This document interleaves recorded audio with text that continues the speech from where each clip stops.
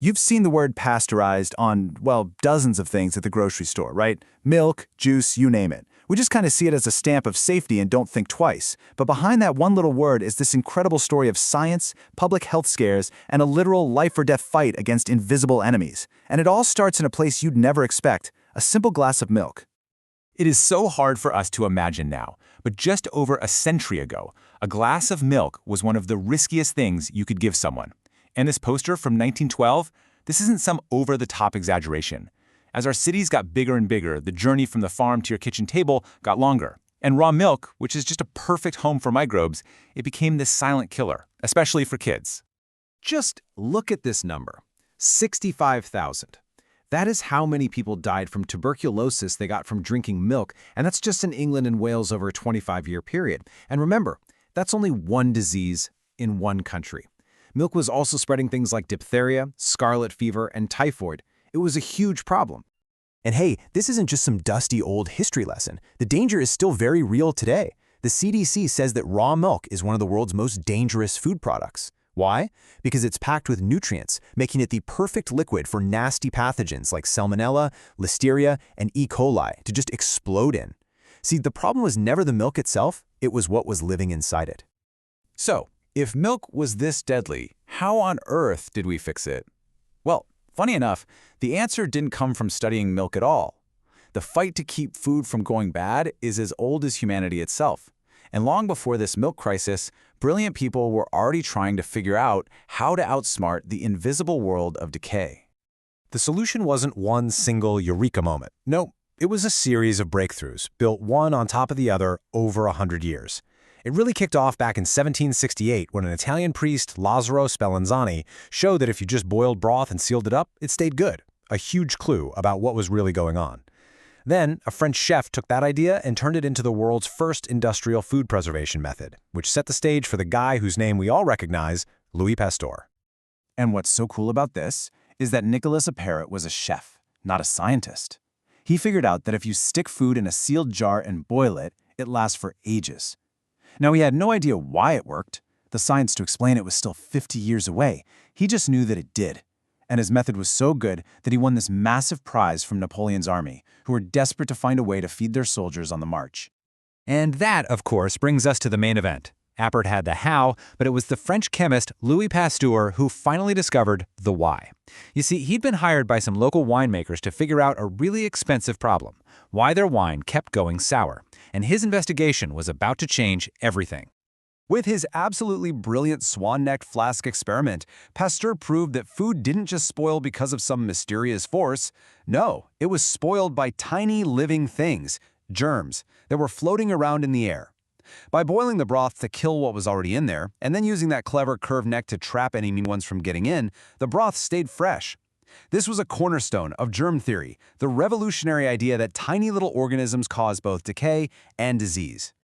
And here's Pasteur's real light bulb moment. He realized you didn't have to boil the heck out of a liquid like Appert did. For wine, a much gentler heat, way below boiling, was all you needed to kill off the specific microbes that made it sour. And, this is key, it didn't ruin the taste.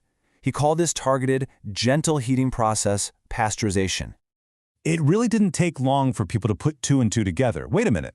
If this works for wine, could it work for milk? The exact same idea used to save sour wine could be used to save human lives. Pasteur's gentle heat was the perfect weapon against all those deadly germs hiding in the milk supply of those crowded cities. And the impact? Wow, it was just staggering. Pasteurization basically wipes out the bacteria responsible for this terrifying list of diseases that used to run rampant through communities. Tuberculosis, diphtheria, scarlet fever, the list just goes on. This one simple process turned milk from a public menace into the safe, healthy staple that we all know today.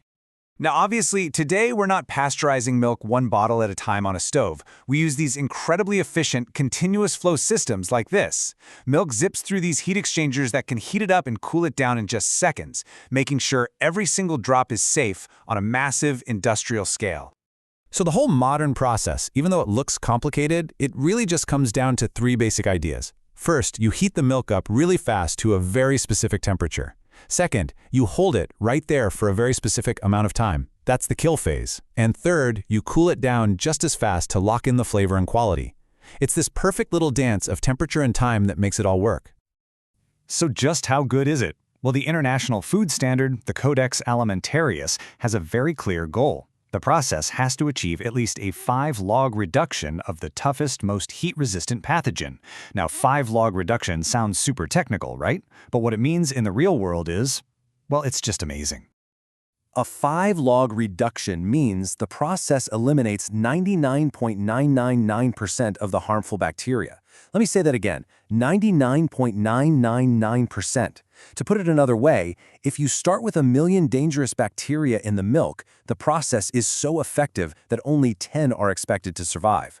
It's just an incredible level of safety. When you go to the store, there are really 2 main methods you'll see. Most of the milk you buy from the fridge section is HTST, or high temperature short time. But then you've got UHT, ultra high temperature, which is for those little boxes of milk that sit on the shelf. That's a much hotter, much quicker blast. We're talking 135 Celsius for just a second or two, which completely sterilizes the milk so you can store it in your pantry for months. So for more than 150 years, heat has been our go-to weapon in this fight. But the core idea of pasteurization, getting that critical reduction of germs, is now getting a 21st century upgrade. Yeah, the next wave in food safety is actually moving beyond heat completely. We're seeing new technologies like high-pressure processing, which uses just immense water pressure to literally crush microbes, or pulsed electric fields that zap them with electricity. The goal is exactly the same, kill the bad stuff. But by doing it without high heat, companies can preserve more of the food's original flavor, its texture, and all those delicate nutrients. When you think about it, going from a deadly drink to a daily staple, the story of pasteurization is just this massive triumph for public health. It proves how we can understand and control the invisible world around us. But it also brings up a question for all of us, right? As we find even more powerful ways to process our food, what's the perfect balance between absolute safety and keeping things natural? What is the next great food revolution going to look like?